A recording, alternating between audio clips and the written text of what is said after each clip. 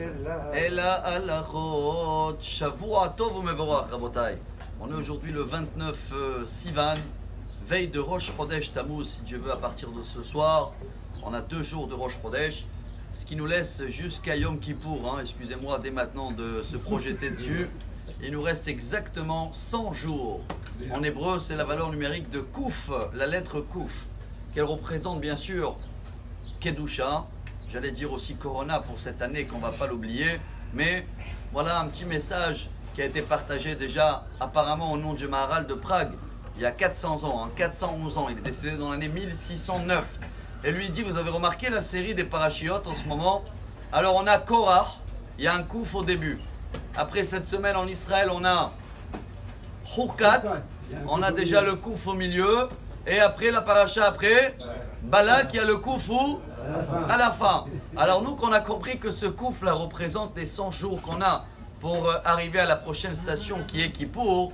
Alors à Botaï, c'est à nous dès aujourd'hui de comprendre que chacun doit se trouver dans un des 3 situations.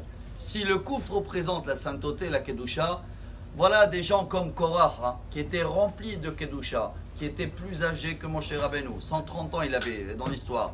Sage, riche. Mais vous voyez que même quelqu'un qui a bien passé le début de l'année, il a le Kouf au début, ça ne donne pas une garantie pour la suite.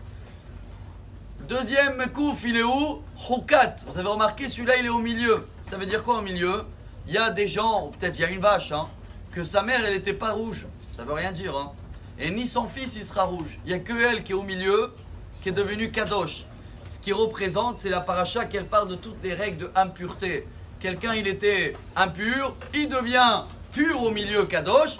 Après, il risque encore une fois de redevenir impur. C'est pas grave, voilà ce qui représente le Kouf au milieu. Et à la fin, chers amis, quand on va arriver à Balak, Balak représente certains que ni au début, ils sont Kadosh, ils n'ont rien fait.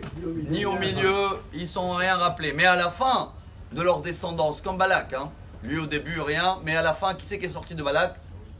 Ruth, à Moabite, l'arrière-grand-mère du roi David.